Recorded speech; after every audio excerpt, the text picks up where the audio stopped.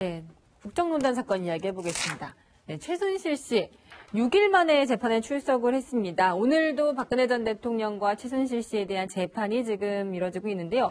최순실 씨 오늘 모습인데 내가 옷을 봤는데 약간 이런 점퍼라고 해야 하나요?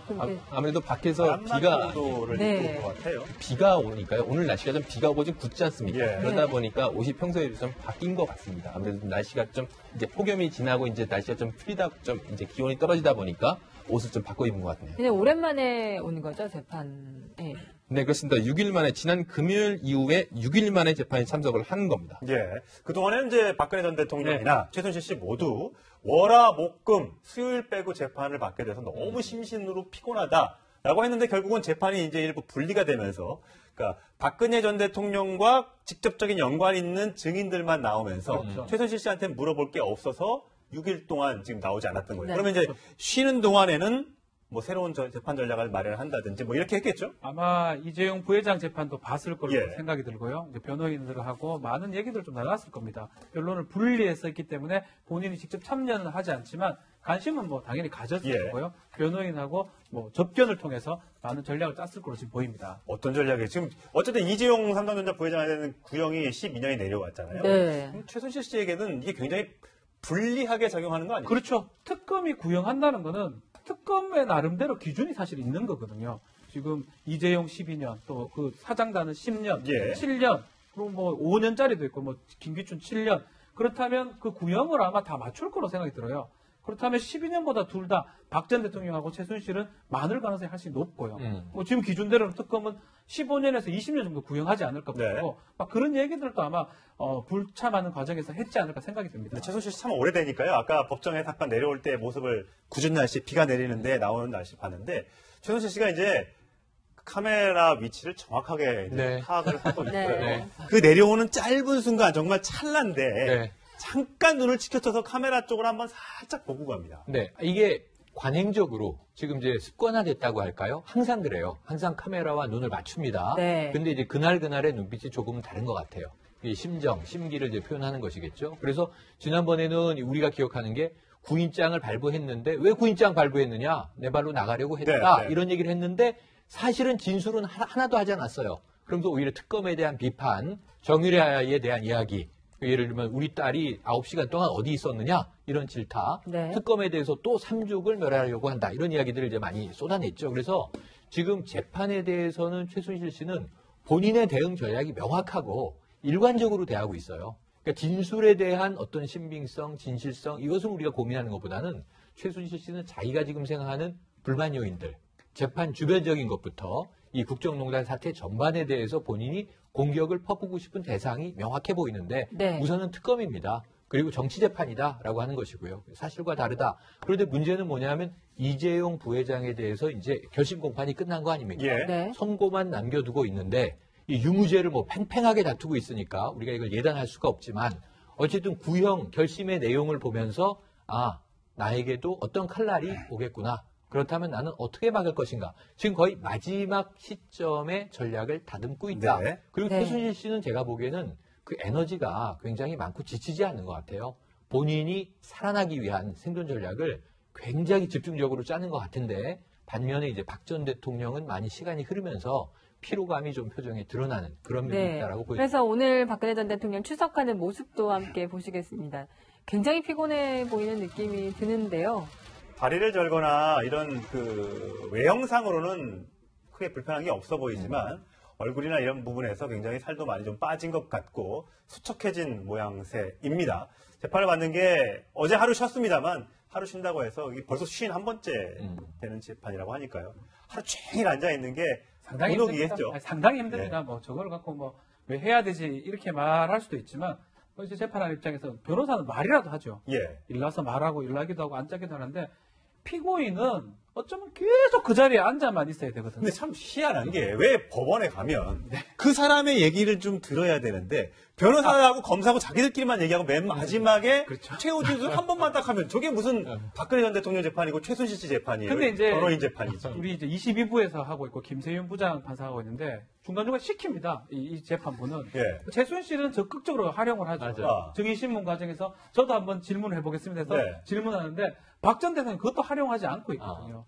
그것도 전략이에요? 전략이라고 봐야 됩니다. 활용하다가 잘못되면 혹시라도 더 불리할까 봐. 불리해질 수 있기 때문에 하는 것 같은데 오히려 얘기를 좀 하고 이러면 조금 덜 좀 피곤하고 덜 힘든데 가만히 앉아있는 가장 힘들거든 아무 말도 안 하고 그러다 보니까 막 연필로 그림 동그라미 치고 이러는 게 어쩌면 저는 그 피고인이 10시간씩 그 법정에 있다는 거 그걸 일주일에 4번 한다는 건 상당히 힘든 거는 맞다. 그래서 얼굴이 수척해지고 저 모습은 뭐 인간적으로 뭐 잘못했고 잘했고 떠나서 충분히 그럴 수 있다고 저는 네. 봅니다. 이렇게 실제로 이제 박 전 대통령 같은 경우에는 지금 걸려있는 혐의가 18개입니다. 네. 그래서 지금까지 재판이 삼성 뇌물 위주였다면 오늘 같은 경우에는 또 삼성이 아니라 롯데입니다. 예. 네. 그러다 보니까 어떻게 말을 A 사안에 대해서 말을 한번 한 게 B 사안에 대해서 오히려 치명적에 대해서 돌아올 수 있기 때문에 박 전 대통령 입장에서는 차라리 입을 다물고 있는 게 최선의 전략이라고 판단할 수 있겠습니다. 네, 이렇게 박근혜 전 대통령이 지친 모습으로 법정에 출석하고 있다면 어제 오후 이 박 전 대통령이 법정에 출석하지 않은 날 동생인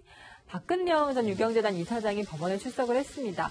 아무 말도 하지는 않았는데 표정은 굉장히 밝은 편이었는데요.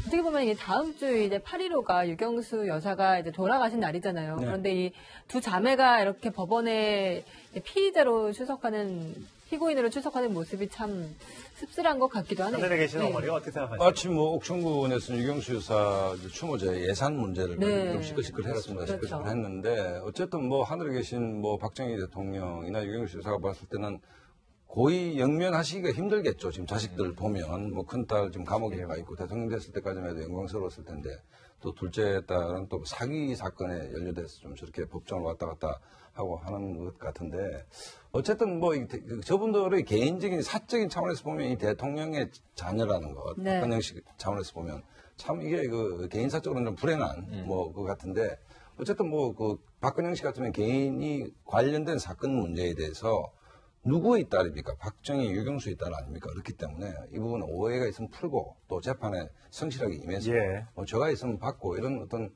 그 자세를 좀 보여주는 게 부모님을 위해서도 필요하지 않나 이런 생각이 듭니다. 네. 박근혜 전 대통령이 얼마 전이죠. 지난달 말인가요? 네.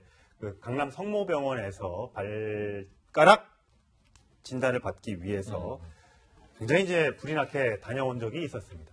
근데 이제 강남 성모병원, 저 이제 사진을 보고 계신데 저렇게 이제 얼굴을 꽁꽁 이불로 덮고 나오는 모습이 저거 보면서 저래야 됐을까라는 생각까지 좀 드는 아마 시청자 여러분들도 계실 텐데 아직까지 저기에 대한 정확한 진단서의 공개, 뭐 개인 신상 정보이기 때문에 밝히지 않을 수 있겠습니다만 별로 그렇게 크게 불편한 건 아니다라는 별다른 생각이 이상은 없다. 저게 이제 강남 성모병원이었잖아요. 네, 그렇죠. 법원에서 가장 가까운. 공교롭게도 문재인 대통령이 어제 이제 문재인 케어, 그러니까 맞습니다. 건강보험 발표를 한 장소가 하필이면 서울 성모병원. 네, 네. 물론 본인이 카톨릭 신자이기 때문에 네. 성모병원을 찾았을 수 있을지 모르겠습니다만 정말 한 열흘 상간으로 박근혜 전 대통령과 문재인 대통령이 네. 성모병원을 같이 간 게 참 아이러니한 것 같아서 아이러니하죠. 예, 문재인 대통령의 일단 어제 갔을 때 모습부터 한번 보고 오시겠습니다. 아픈 국민의 손을 정부가 꼭 잡아드리겠습니다.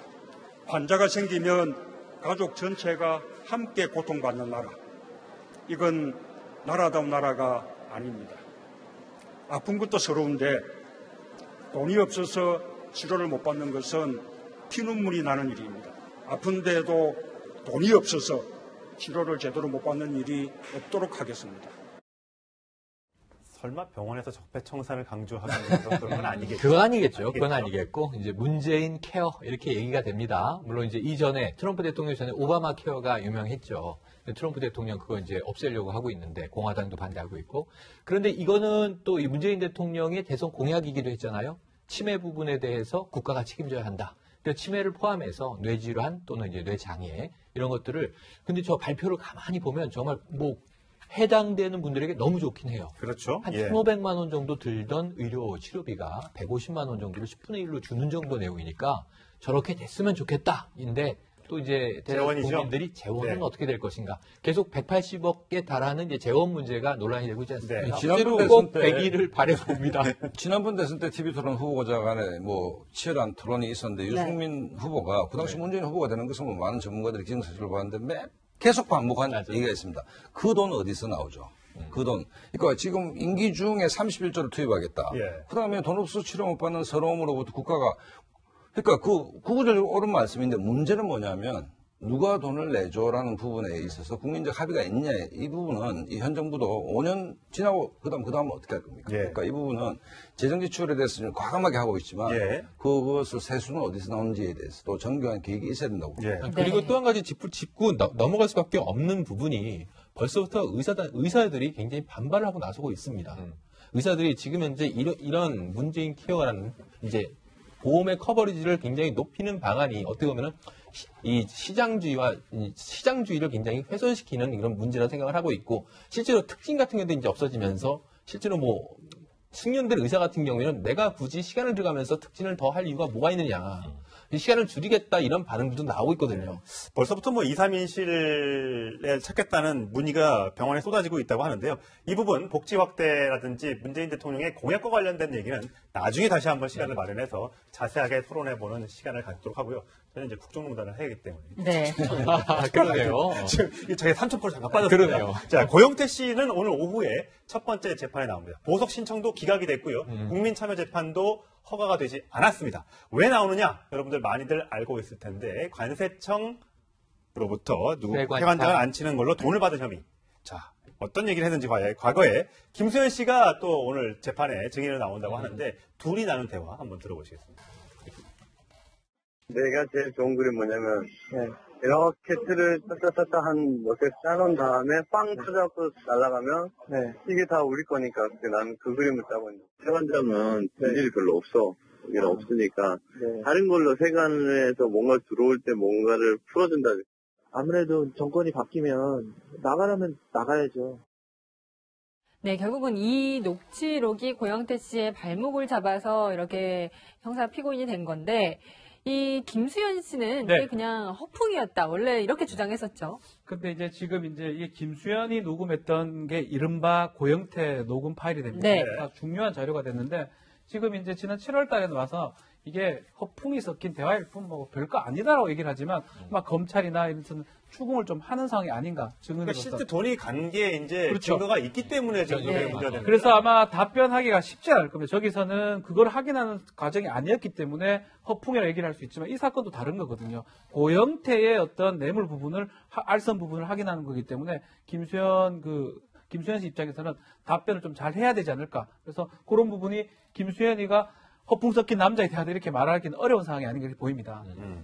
앞으로 이제 고영태 씨의 이제 재판 언제까지 진행될지 네. 모르겠습니다만 또 일각에서는 어쨌든 이 사건을 세상에 나오게 했던 의인으로 또 보는 사람들이 네네네. 있으니까 그 사람 입장에서는 선처를 해줘라. 네. 이렇게 선처 안 해주면 누가 앞으로 이런 거에 대해서 내부 고발자의 역할을 네. 하겠느냐라는 네네. 얘기도 합니다만 사실 또 법은 또 누구에게나 법은 또 해야 법이죠. 되거든요. 법은 법입니다. 그래서 여기에 지금 여죄들이 여러 개 들어와 있는데 이게 좀 전 고민스러워요. 뭐냐면 뭐 인터넷 도박 사이트를 만드는데 투자했다.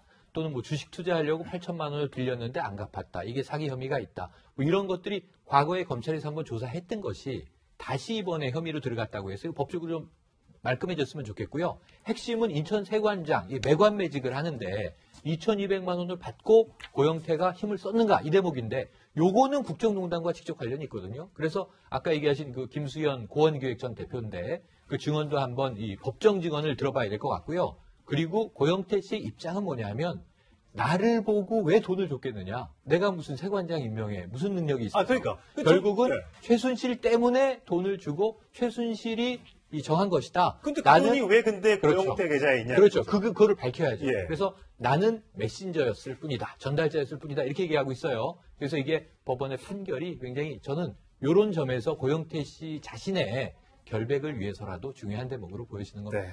국정농단 사건은 계속되고 있고 재판도 계속되고 저희 이슈투데이의 국정농단 투데이도 앞으로 쭉 계속되게 됩니다.